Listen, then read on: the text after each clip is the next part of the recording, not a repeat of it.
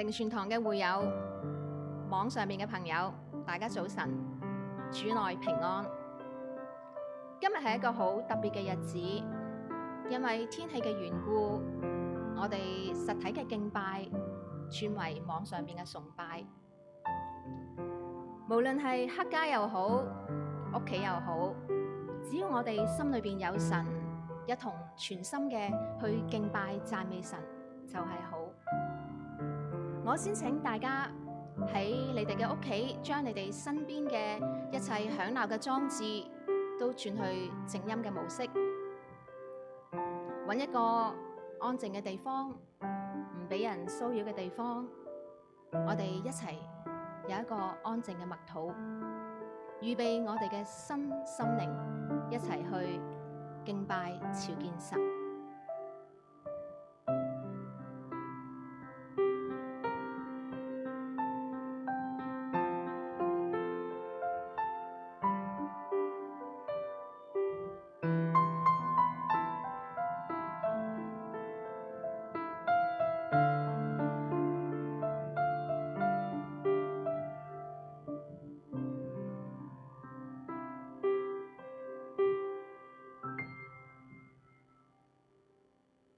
民中嘅萬族啊，你們要將榮耀能力歸給耶和華，都歸給耶和華。要將耶和華嘅名所當得嘅榮耀歸給他，拿供物來進入他的院宇。我請大家都喺屋企裏邊一同站立，我哋一齊唱此禮詩來敬拜我主。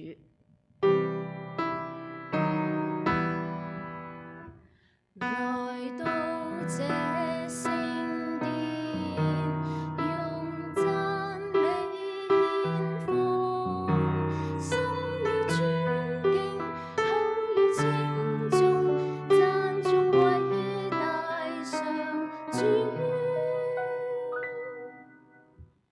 求赦免我罪，讓我心潔淨，使我得配緊見主面，我願恭敬下拜。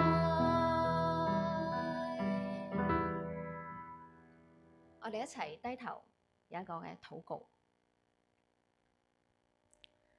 慈悲全能嘅天父，我哋心存感恩，因為無論喺咩嘅環境，你都唔會撇棄我哋。你冇應許天色常藍，但神你嘅愛同恩典卻係恆久不變。你係黑暗中嘅曙光，你係風雨裏邊嘅舵。神啊，你係萬有嘅主宰。當我哋傷心失意嘅時候，你就安慰我哋；喺絕望當中，你就係我哋嘅盼望。無論何時何地，你都係我哋最大嘅依靠同埋保障，配得我哋嘅尊崇同埋敬仰。求聖靈帶領我哋進入真理嘅敬拜，願意我哋雖然喺唔同嘅地方，但係我哋都同感一靈嘅去一齊以詩歌去敬拜讚美你。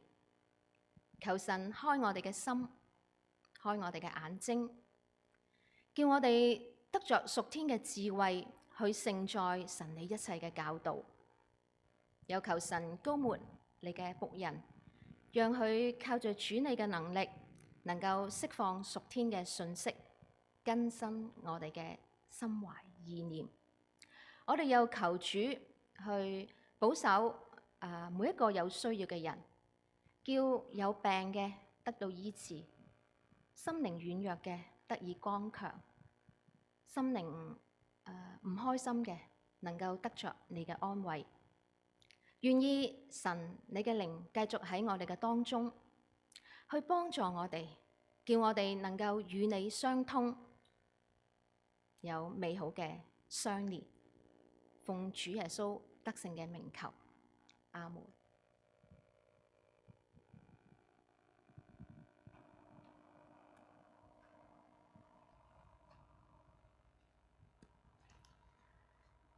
天地未造以先，全能嘅神就已經掌管宇宙穹蒼。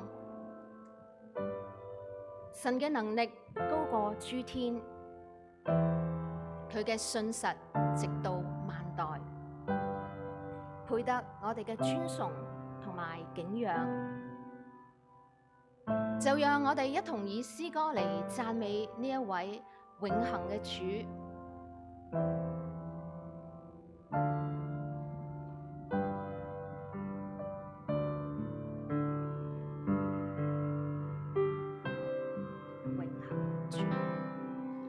永恆的主，天際是你鋪張，晚霞與豔陽，明月星宿高掛，人算什麼？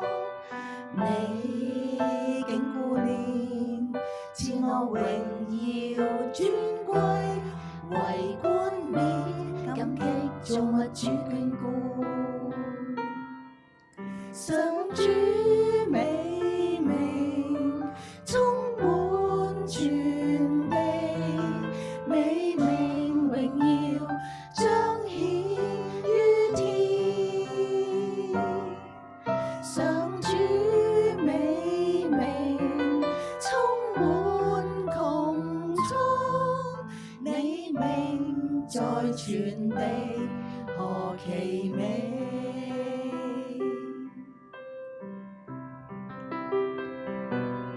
詩人問：人算什麼？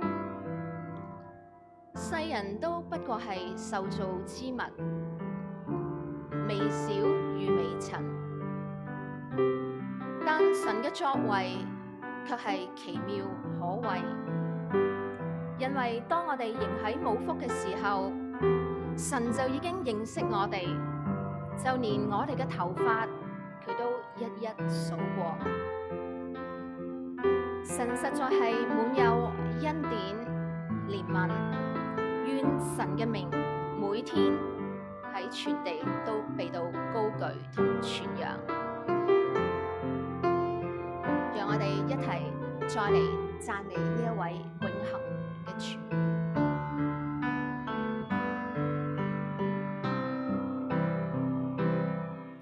永恆的主，天際是你鋪張，晚霞與豔陽，明月星宿高掛，人算什麼？你竟顧念，賜我榮耀尊貴，為冠冕感激造物主眷顧，上主美名充滿全地，你名榮耀彰顯於天，上主美名充滿穹蒼，你名在全地何其美！上主美名充滿全地，美名榮耀彰顯於天，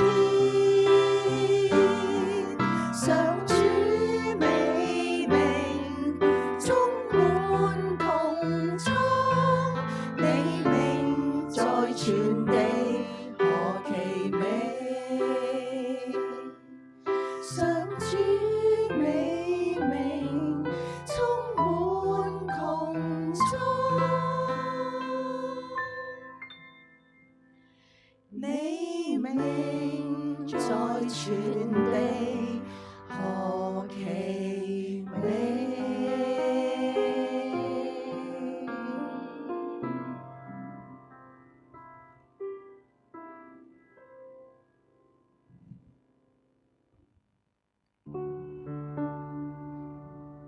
喺約翰福音3章16節裏面講到，神愛世人，甚至將佢嘅獨生子賜給他們，叫一切信他的不至滅亡，反得永生。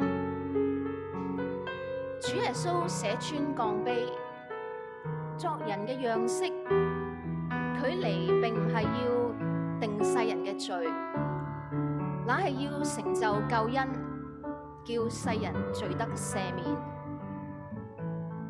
神嘅愛比天高，神嘅愛比海深，超過世人所能測度。無論何時何地，神都看顧保守。神嘅愛何等嘅長闊高深，叫我哋驚嘆主愛多廣。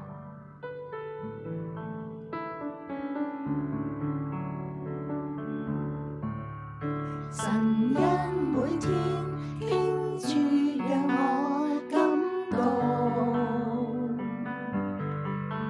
情與沒變，神陪我度過每天。耶穌降生，成全了大愛的恩典，將我罪債全數放於主肩膀。耶穌基督他的苦架，以寶血洗清我罪。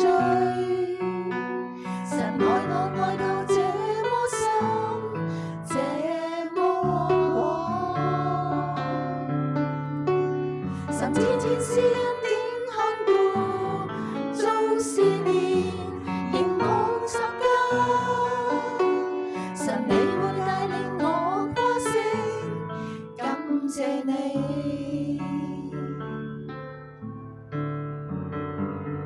主耶穌話：我就係道路、真理同生命。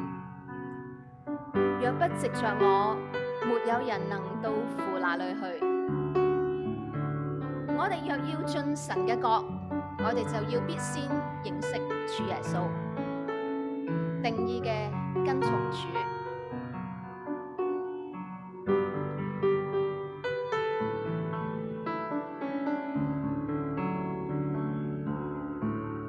神恩每天傾注，讓我感動。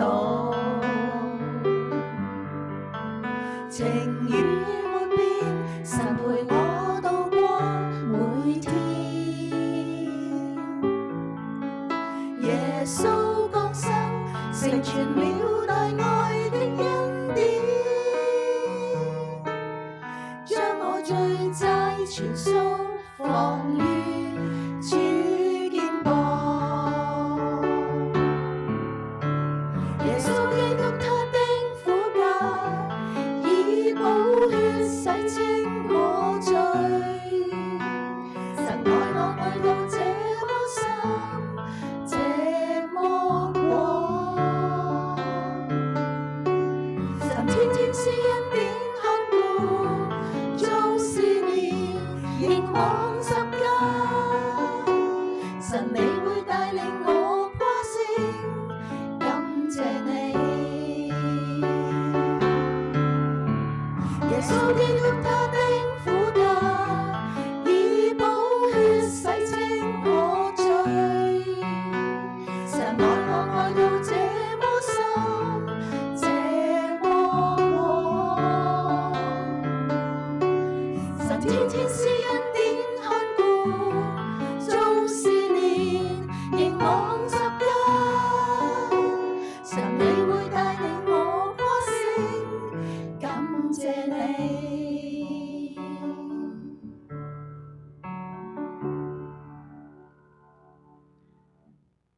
神嘅話真實而可靠。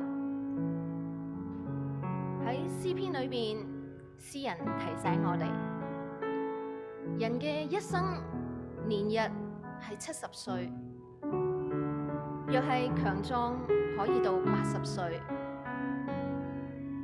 其中所經誇嘅都不過係勞苦愁煩，轉眼成空。我哋求神教導我哋如何去數算自己嘅日子，靠住聖靈嘅帶領，得着智慧嘅心。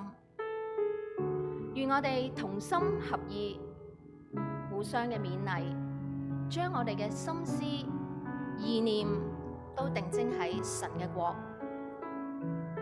去學習基督嘅樣式，盡我哋嘅力，讓身邊嘅人都能夠得着福音嘅好處。就讓我哋以呢一首詩歌互相嘅去勉勵，一同植根天國。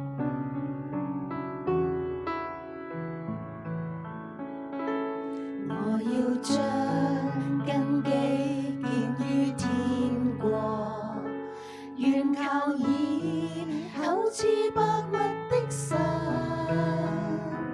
不擔心富或貧，專心每日行善，樂意熱愛去體恤別人。我要將心思放於主裏，並要關心每個角落的人，將積蓄儲存，天家裏真滿足。願你共我去天天互勉，逃避那些敵擋主的訊息，持守真理並要愛主暗地行事，靠着神到每天記緊聖經的吩咐，要守着神獨一的真理。係啊，我哋要守住神獨一嘅真理，藉住呢一首詩歌，互相嘅提醒，彼此嘅勉勵。無論環境如何，我哋都唔好依靠自己嘅聰明，持守真理，效法基督，一同植根天國，活出榮神益人嘅喜樂人生。呢樣先至係能夠真正嘅得到我哋神嘅喜悅、神嘅賞賜，一同植根天國。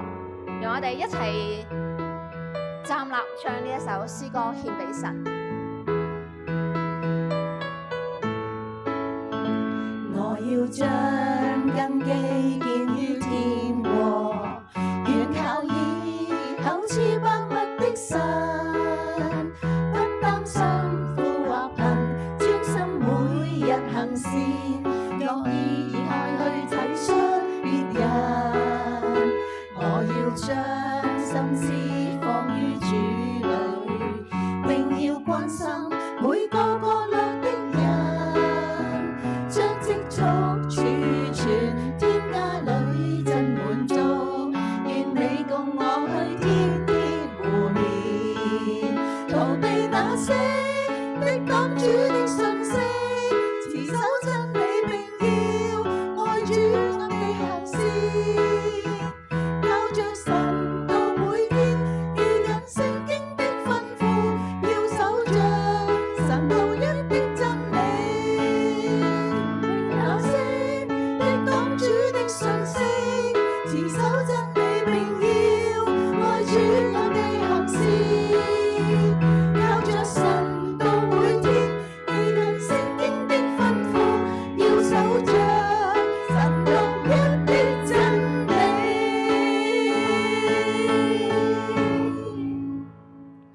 願我哋都能夠活出榮神益人嘅喜樂人生。感謝主。感謝神，藉住音樂有恩賜嘅信徒喺佢哋信仰生命嘅經歷裏邊，寫出咁美好嘅詩歌、美好嘅歌詞，成為眾教會寶貴嘅資源，使我哋可以同神結連。又有聖樂小組弟兄姊妹帶領嘅服侍，同我哋一齊有美好嘅敬拜。求聖靈開我哋嘅心眼，啟迪我哋嘅靈，讓我哋進入聆聽話語、神話語嘅空間。今日我哋嘅信息係教會主題：扎根主愛，彼此建立，傳揚基督，共建神家。經文喺彼得前書4章7至11節。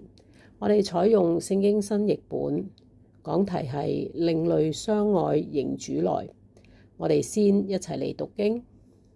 萬物的結局近了，所以你們要謹慎警醒地禱告。最重要的是要彼此切實相愛，因為愛能遮蓋許多的罪。你們要互相接待，不發怨言。你們要作神各樣恩賜的好管家，各人照着所領受的恩賜彼此服侍。講道的應當按着神的聖言講，服侍的應當按着神所賜的力量服侍，為要在一切事上使神藉耶穌基督得榮耀。榮耀權能都是他的，直到永遠。阿門。我哋喺聽道以先，一同嚟禱告，求聖靈指引我哋。親愛嘅主耶穌，今日係特別嘅日子，係主日，係分別為聖嚟敬拜你嘅日子。適逢天氣不穩定，外出有危險，我哋感謝崇拜部同一眾侍奉嘅弟兄姊妹喺短短幾日嘅時間，一齊預備咗網上崇拜。我哋雖然唔能夠喺靈傳堂同一個空間見面，但係我哋喺呢一度嘅敬拜，都係憑信心睇見神，經歷你嘅同在，亦都憑信心相信弟兄姊妹都係與我哋同在，讓我哋呢係有美好嘅敬拜。求聖靈開我哋嘅耳朵，我哋去聆聽你嘅話，係一篇老生常談嘅經文，但係我哋要有新鮮嘅提醒。求聖靈係向我哋每一個人喺我哋唔同嘅處境、心態、心思意念同埋我哋實際嘅侍奉光景當中呢，去提醒我哋、扶持我哋。主要我哋最重要嘅係要願意更新心靈、變化生命，去被你使用。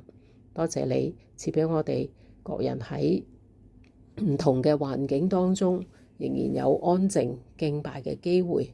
禱告交託，奉主耶穌基督得勝嘅名字，阿門。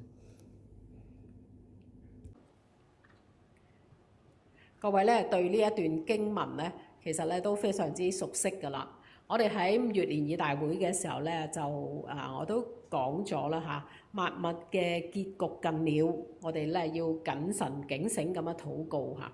我希望咧各人心裏邊咧對主耶穌再翻嚟咧多一啲嘅認定嚇。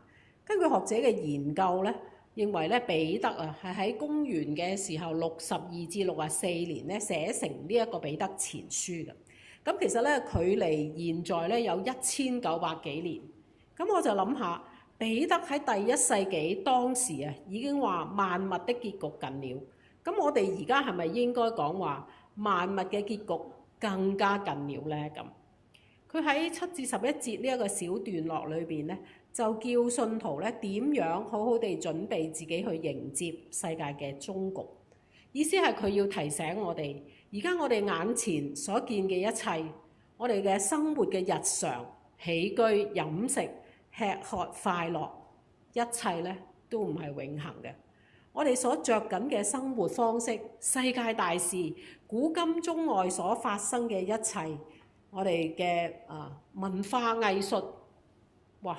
呢一切我哋都覺得好着緊、好寶貴嘅資源，會有一個結束嘅時刻。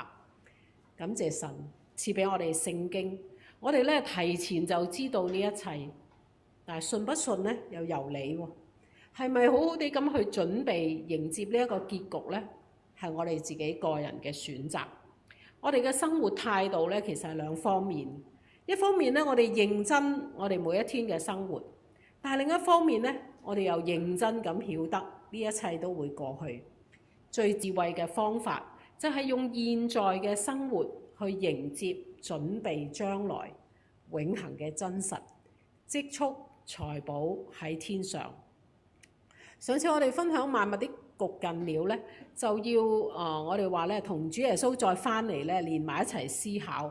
我哋唔單止咧想到世界末日好多災難嘅日子嚟臨，我哋咧更加要同時咧有一個美好嘅盼望，就係主耶穌再嚟呢一個嘅地上，將人類咧帶進審判、帶進永恆、永永遠遠同主同在嘅地步。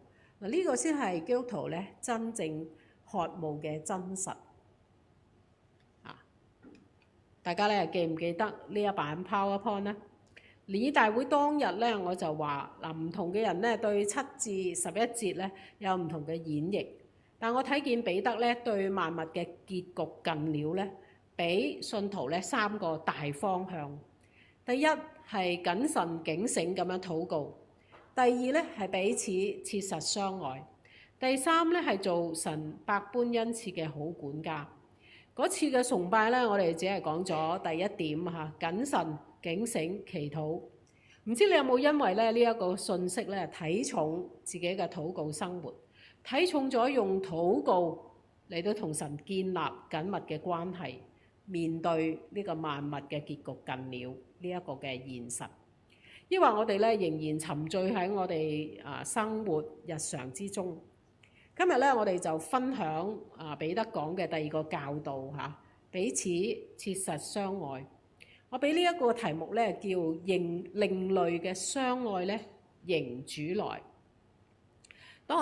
當我思想呢一個教導嘅時候咧，我心裏邊咧有一個疑問，我就喺度問：信徒之間嘅相愛關係咧，其實同萬物嘅結局近了咧有咩關係咧？難道我哋相愛啲就可以免去末後嘅災難咩？難道我哋相愛，我哋就可以對於主耶穌再嚟審判呢一個大地咧，係有一種咧積極嘅作用咩？咁我就諗下啦，我思前想後，就諗到咧喺馬太福音去睇下耶穌點樣論及末世嘅時候嗰個日子，將會有咩事情發生，以至到咧我哋切實相愛嚟到應對呢一啲所發生嘅事咧咁。我請大家咧睇下呢一個馬太福音24章4至5節、9至14節，主耶穌預言咧末後嘅日子係點樣樣嘅。我哋一齊咧讀出呢一段經文。咁你咧留意下嗰啲紅色嘅字喎，嗰啲紅色嘅字咧，原來就係幫助我哋去了解彼得點解要喺末後嘅日子，我哋要切實相愛咧。我哋一齊讀呢一個經文嚇。耶穌回答他們：你們要小心，不要被人迷惑，因為許多人要假冒我的名而來，說我就是基督，並且要迷惑許多的人。那時人要把你們送去受苦，也要殺害你們。你們要因我的名被萬民恨惡。那時許多人會失去信仰，彼此出賣，互相恨惡。也有許多假先知出現，要迷惑許多人。因為不法的事增加，許多人的愛心就冷淡了。唯有堅忍到底的，必然得救。這天國的福音要傳遍天下，向萬民作見證，然後結局才來到。耶穌話咧，到末後嘅日子咧，會有出現好多嘅迷惑，信徒咧又會被人恨惡，人咧又會自私自利，彼此出賣，互相憎恨，愛心冷淡，然後咧又要福音傳遍天下。信徒咧向萬民作主嘅見證，呢個結局先至嚟。嗱，原來咧呢一切末後嘅現象係點樣樣嘅咧？當時彼得咧喺在場咧聽到耶穌基督呢一個嘅預言，後來喺主耶穌成就救恩，佢復活升天之後咧，彼得又一直致力傳播福音嘅工作。彼得咧其實一直喺度思考，教導信徒點樣迎接呢一個萬物嘅結局近了。佢就想到信徒之間嗰個相交生活，教會裏邊嘅群體生活，唔係嘻嘻哈哈一輪相聚，開開心心度過一天就算數，而係要有真實嘅、有份量嘅、有質素嘅愛心喺信徒之間。我哋彼此相愛。呢個彼此咧，即係話你愛我，我愛你，就唔係話我返嚟教會咧係等人哋嚟關心我，等人哋嚟愛我，我自己咩都唔使付出。呢一個愛啊，係相愛，係雙向嘅一種愛。原來呢一種相愛係愛嚟迎接末世嘅大洪流，使到我哋咧喺咁險惡嘅情況底下咧，不致失腳，不致迷惘跌倒。彼得呢一個好精簡有關相愛嘅論説當中咧，我睇出咗有一啲兩個相愛嘅學習。第一個咧就係切實相愛，第二咧就係彼此款待。彼得話最重要嘅係彼此切實相愛，因為愛可以遮蓋許多的罪。好多人聽見彼得咁樣教導嘅時候咧，都覺得好詫異。有好多人唔明白點解用愛嚟到遮蓋住罪呢？甚至咧有一啲好着重持守公義嘅信徒咧，會認為用愛將啲罪遮蓋起嚟，呢個係咪有問題啊？呢個教導係點㗎咁？我哋嚟睇下咧，遮蓋究竟係咩意思？遮蓋咧，原來可以解掩蓋啦、遮蔽啦、隱瞞啦。和合本咧嘅翻譯就係話遮蔽嚇，彷彿咧俾人哋嘅感覺就係，當我哋見到有人犯罪咧，我哋就要用愛將呢個罪咧冚住佢，睇到當睇唔到。彼得係咪咁嘅意思咧？你覺得彼得係咪咁嘅意思咧？遮蓋、蓋住、cover， 其實意思係咧唔好讓佢顯露出嚟。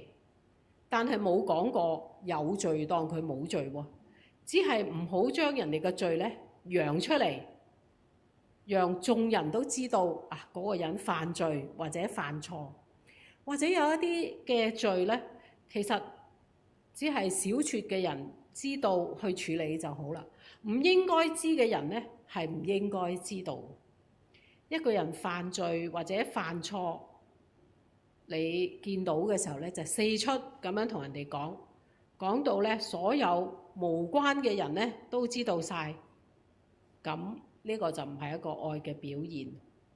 用愛去遮蓋罪咧，正正係我哋要去正視罪。我哋知道有罪惡嘅事情，或者有錯誤嘅事情，但係我哋要用愛去對待犯罪犯錯嘅人。俾佢留有空間去反思啦，去悔過。並不代表咧佢冇罪，亦都唔代表咧唔去處理嗰一啲嘅罪。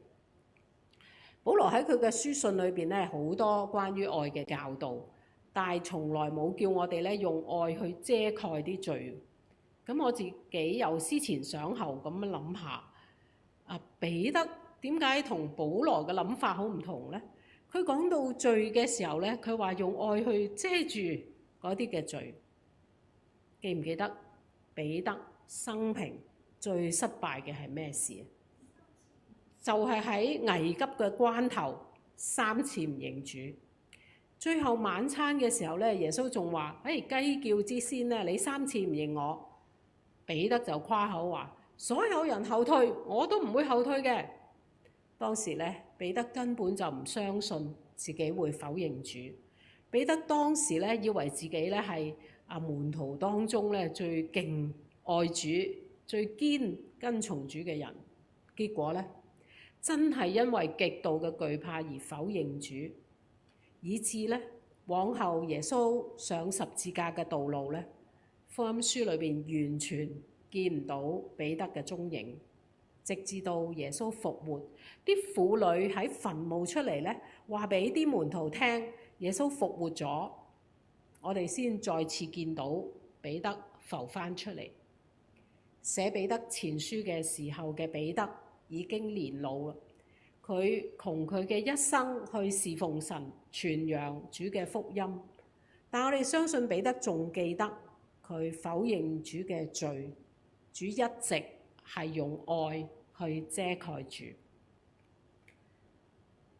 大家記唔記得約翰福音20章，耶穌復活顯現喺啲門徒嘅房子裏邊嘅時候，主耶穌咧完全冇責備嗰班信徒咧，嗰班門徒咧走晒去，冇陪佢上十字架嘅道路。主耶穌咧亦都冇特登咁樣咧係指出彼得3次唔認主，冇責備佢。相反咧，俾主耶穌好體諒啲門徒當時咧驚到震晒，匿埋。主耶穌一見佢哋就話：願你哋平安。主耶穌又賜聖靈俾佢哋，差遣佢哋去為佢作工。哇！呢班有事就走晒去嘅門徒，耶穌仲可以將使命託付俾佢哋。呢班人信唔信得過㗎？彼得好清楚，主嘅愛咧遮蓋咗佢哋嘅罪。大家有記得約翰福音第21章，後來喺提比利亞海，耶穌揾一個單獨同彼得傾偈嘅機會，俾佢機會咧更正佢3次否認主。耶穌3次問佢：彼得，你係咪愛我比呢一啲人更愛我呢？耶穌咧認認真真咁將佢嘅羊託付咗彼得，隻字都冇提雞叫以先3次唔認主嘅事。我哋再睇下《使徒行傳》裏邊，聖靈降臨喺信徒嘅身上嘅時候咧，佢哋領受咗聖靈，第一個企出嚟講道，使到3000人信主嗰個係邊個？又係彼得。主用愛去遮蓋彼得嘅罪，俾佢機會去侍奉，好似將佢先前咁嚴重嘅罪行咧掩蓋咗，一筆勾銷，隻字不提。彼得銘記主點樣用愛去對待佢呢一個罪人。另外，主耶穌喺十字架上嘅犧牲同埋代贖，都係愛遮蓋罪嘅具體例子。犯罪嘅係我哋，點解要耶穌犧牲自己嘅生命嚟到擔當我哋一切嘅罪呢？點解要用佢嘅血去洗淨我哋嘅罪呢？對於我哋嘅罪，主耶穌冇視而不見，佢卻以愛去代替罪人嚟到承受罪嘅刑罰。彼得窮佢一生，唔係就係去宣講耶穌基督呢一份嘅愛同埋救恩，宣講神點樣用愛嚟到遮蓋全人類嘅罪。佢嘅愛包含咗挽回、饒恕，佢嘅愛比直斥其非多咗好多忍耐同埋自我約束，亦都含住好似保羅咁樣講，喺愛裏邊咧，凡事盼望，盼望犯錯嘅人有改過嘅機會。世界嘅結局快要嚟啦，切實相愛其實係包括切實同埋互相相愛嘅意思。畢德生牧師佢意譯嘅版本聖經 The Message 話：Most of all, love each other as if your life depended on it. Love makes up for practically anything. 佢理解彼得講嘅切實相愛，就係同弟兄姊妹相愛到一個程度，係你嘅生命靠晒弟兄姊妹嘅相愛咧嚟到維持。就係你嘅生命咧係唔係存活咧，全在乎你有冇同弟兄姊妹實實在在咁樣相愛。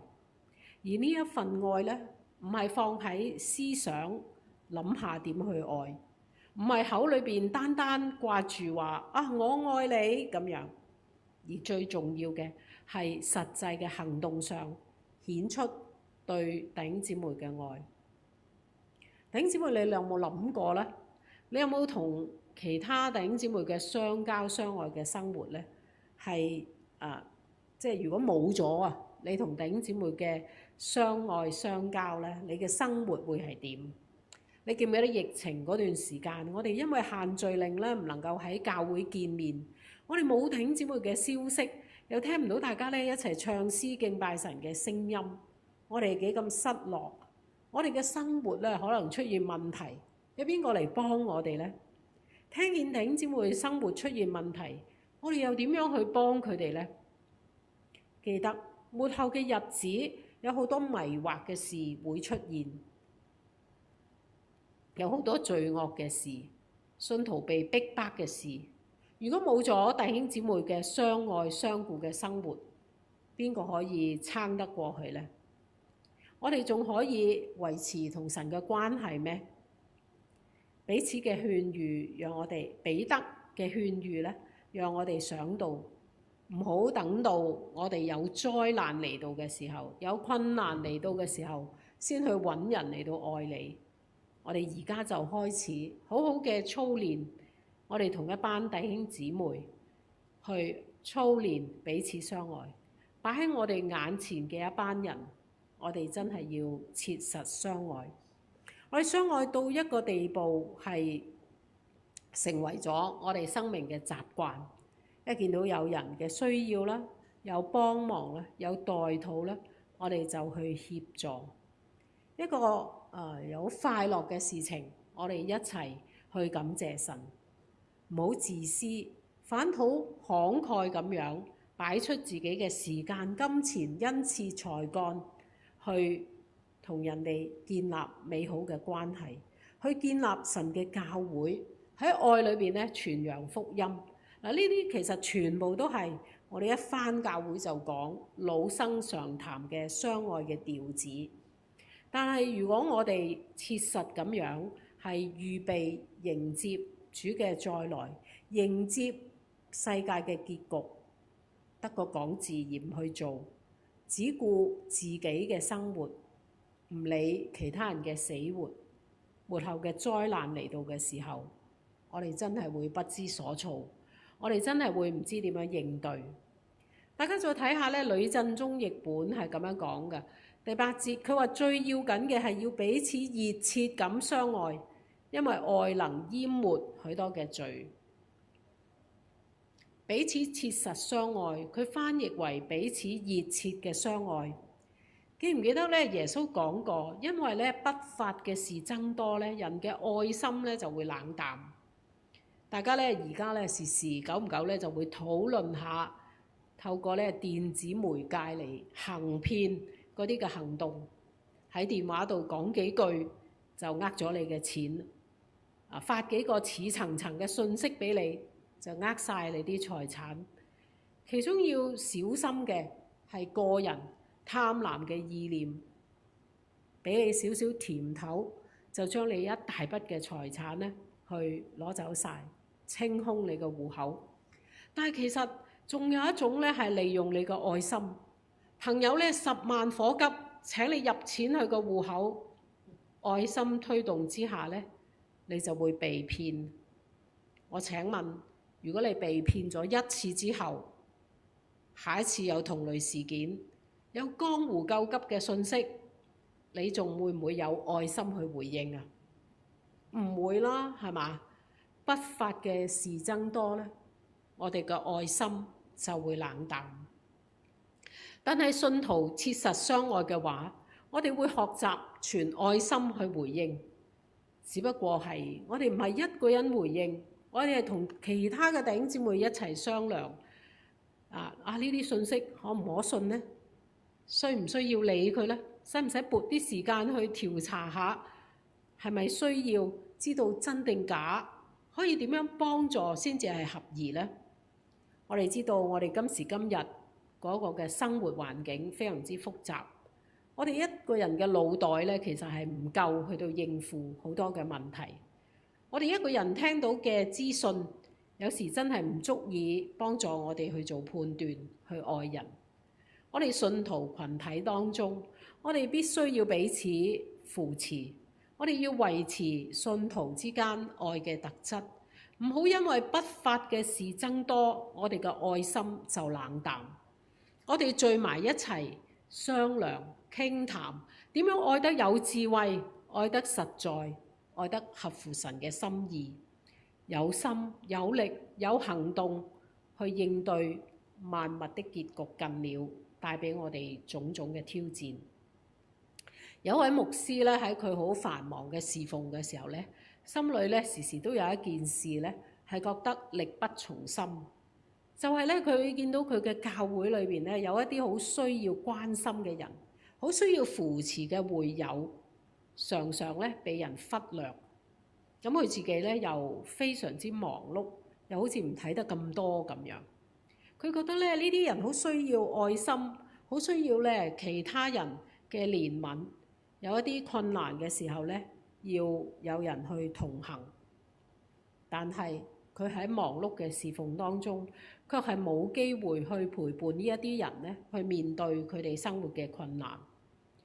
後來牧師去思考佢退休嘅生活嘅時候，佢就立志其中一樣要做嘅事，就係騰出一啲時間嚟探望嗰啲軟弱嘅肢體，探望嗰啲咧佢喺繁重嘅牧會工作嘅時候咧唔能夠關心到嘅肢體。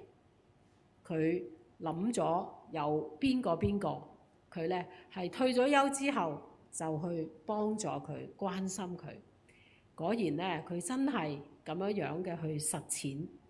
佢咧諗起一個年青人，佢可能嘅成長咧係有一啲困難嘅。牧師咧時時揾佢傾偈，陪伴佢，開解佢，建立佢，等佢咧好似有一扶持佢一把，等佢成長。又見到老弱嘅信徒需要關心探望，牧師有一次咧甚至去陪一個長者去急症室啊，坐咗一日。哇！你話吓，牧師坐喺急症室一日陪呢個長者等睇醫生，呢一個就係切實相愛。牧師覺得只係要佢退咗休，佢先至可以咁樣安排一啲嘅時間去陪伴呢一個長者，先至能夠咧喺佢咁需要嘅時候切實相愛。我哋面對好複雜嘅社會環境，城市嘅生活帶嚟好多壓力，讓我哋咧係擘開隻眼睇下隔離左右嘅弟兄姊妹，有邊一啲需要我哋有切實相愛嘅行動去幫助佢哋，去與佢哋同行。切實相愛就係承擔責任，要付出嘅，要有犧牲嘅。喺呢一個愛嘅氛圍之中，我哋先至會有力量去抵擋末世各樣嘅危險，唔好俾呢一啲嘅罪惡吞噬咗我哋嘅生命。第二種相愛嘅學習就係互相接待，不發怨言啊！呢種相愛嘅實踐呢，亦都係互相嘅，唔係單方面嘅。你接待我，我亦都可以接待你。接待係好客嘅意思，係開放自己所有嘅，你都讓對方有一種咧家嘅感覺，有家嘅溫暖。彼得嗰個時候咧，有好多人喺旅途之中，彼得話：你哋要款待嗰啲嘅客旅，使佢哋嘅需要得到供應，使佢哋喺陌生嘅地方，彷如好似喺自己嘅家鄉一樣生活自如。唔單止係彼此接待啊，仲要有甘心樂意嘅心，唔好發怨言啊！有啲信徒咧就話：啊，我聽聖經嘅教導要接待佢嘅，卻係一邊接待咧，一邊喺度嘰哩咕嚕，又唔係幾甘心，又唔係幾情願，好多怨言。但係被接待嘅人感到自己咧，好似阻住人哋生活咁樣嘅接待咧，就不如唔好接啦。大家咧雙方可以咧係分開下嚇。如果唔係咧，一個被接待嘅人又覺得對方係埋怨佢，或者咧係有憤怒，大家都冇好處。我記得咧係前好多年嘅時候咧，我屋企騰出一間房咧嚟到接待嗰啲咧回港稍住嘅宣教士，實在咧好多嘅學習。有啲宣教士咧好中意傾偈嘅喎，大家咧傾得好投契。可能佢喺宣教工場咧好少呢啲咁嘅機會。有啲時候咧，我哋傾到夜晚2、3點都唔瞓覺。有啲咧到現在咧都可以聯絡㗎。同佢哋分享各樣嘅家居嘅設施啦，實在咧係需要互相嘅遷就。有一啲宣教士咧，佢翻嚟香港述職啦嚇，好着重休息嘅，着重個人嘅空間嘅。咁我同佢咧可能都冇乜兩句咁，大家見面點下頭，咁然後咧笑下咁就係啦。大家分別留啲空間俾別人，讓佢自由咁樣生活佢每一天喺我屋企嘅地方咧去休息。大家未必咧太多交往，但係那又如何呢？唔好去強迫人家咧要同你一定要成為好朋友，唔係一定咧要同你好深入嘅分享，唔係一定咧哇基督徒一齊咧要彼此代禱等等。呢啲愛嘅功課幾時可以咧熟絡啲？幾時咧留空間俾對方？呢一個都係我哋要學習敏鋭人哋嘅需要，好好操練嘅。喺畢德生牧師翻譯嘅裏邊咧，提議佢話：Quick to give a meal to the hungry, a bed to the homeless, cheerfully。睇見別人肚餓就俾佢吃，冇地方住就俾佢一張床去安睡，要快快樂樂咁做呢一啲事。今日我自己屋企可能都好窄啊，即係啱啱都夠我自己住嚇，邊度有空間去接待客旅呢？接待有需要嘅人呢？確實我哋實在冇具體嘅地方俾佢哋，但係我哋可以想到，可能有一啲嘅機構，佢哋係接待無家者嘅。當我哋認同佢哋嘅工作，我哋可以落實咁樣去做義工啦，去有金錢嘅奉獻啦，去為佢哋祈禱啦咁。早前咧，大家知道咧，委內瑞拉地震啊嚇，喺遠方嘅我哋可以提供俾嗰啲嘅災民一個家嗎？都唔可能啦。但係有位牧師咧，就對災民無家可歸冇嘢好食嘅需要咧有負擔。佢就決定用跑步嚟到籌款，荃灣跑到去觀塘，經過尖沙咀，再返荃灣，呼籲弟兄姊妹咧金錢上支持佢，將籌得嘅款項咧捐去香港宣明會，協助當地嘅災民，聊表我哋關心嘅情懷，唔係物質嘅接待，係資源嘅分享。亦都係送上具體嘅祝福、支持、打氣嘅行動，切實咁樣相愛。感謝神俾得俾我哋學習相愛嘅生活，迎接主耶穌再嚟，迎接萬物嘅結局近了。求主咧使我哋警醒禱告當中，用愛嘅行動緩解我哋對末世嘅恐慌同埋不安，以愛嘅行動嚟到對社會上出現許多不法嘅事情。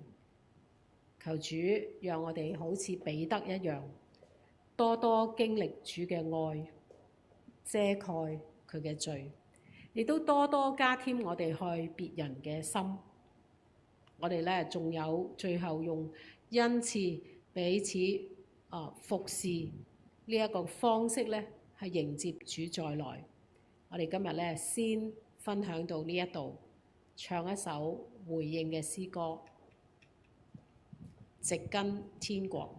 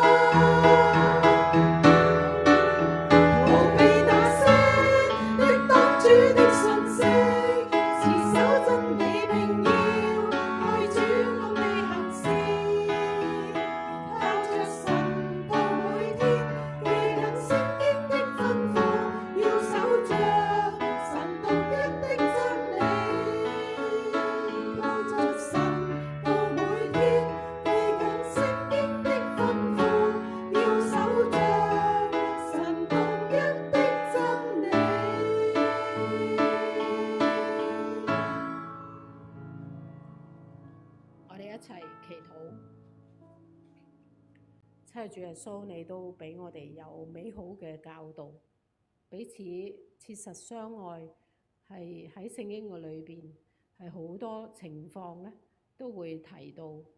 原來我哋相愛真係可以幫助我哋面對好多嘅難關，可以面對世界嘅終局。求主幫助我哋，求主將呢一個相愛嘅信息行動放喺我哋嘅心裏邊，以至到我哋嘅相愛係我哋生活嘅習慣，成為我哋嘅一部分。我哋呢一個信徒嘅群體就俾人一眼認出係相愛嘅群體。多謝你聽我哋嘅祈禱，奉耶穌基督嘅名字，阿門。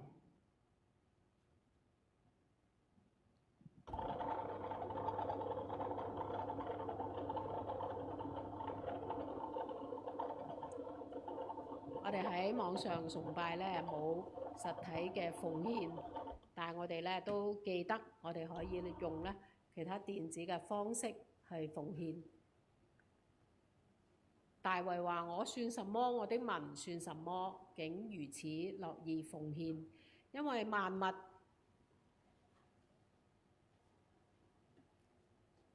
物都從你而來，我們把從你而得的奉獻給你。我們在你面前是客旅，是寄居的，與我們列祖一樣。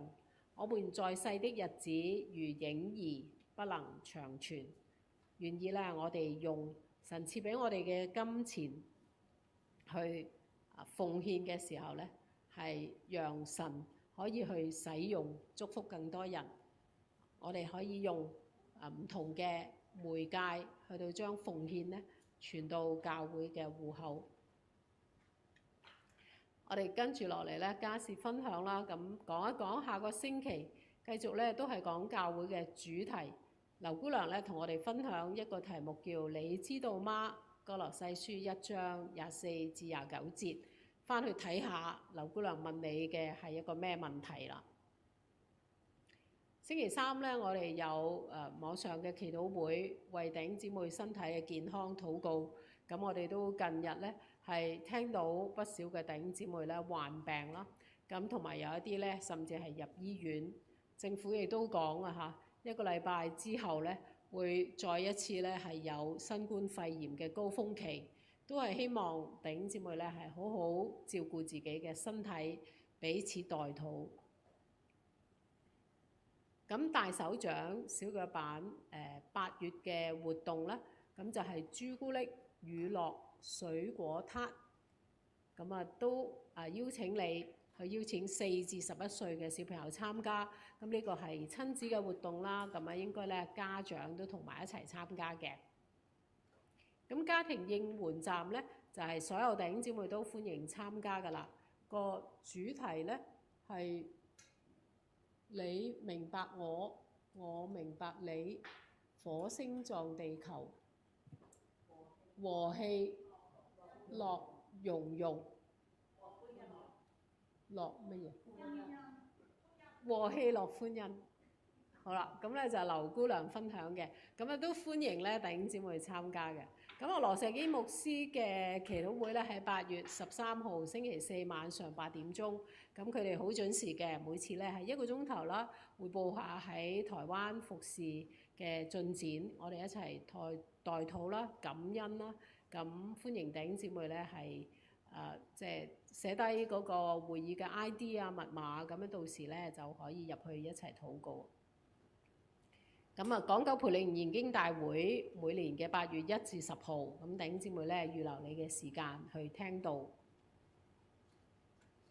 我哋一齊咧唱3-1頌。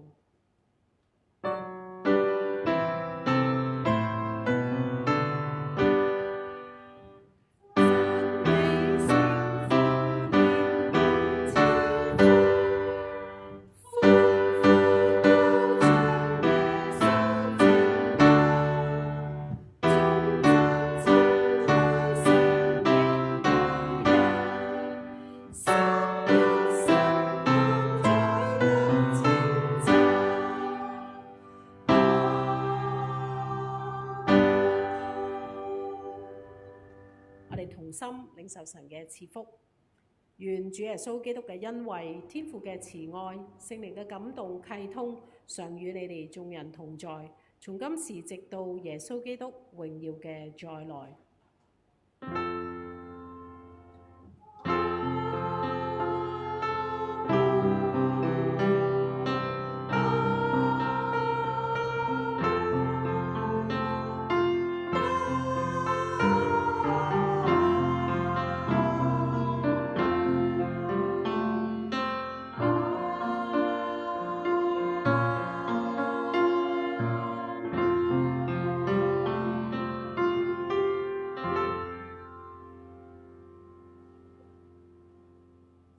默禱之後可以散會。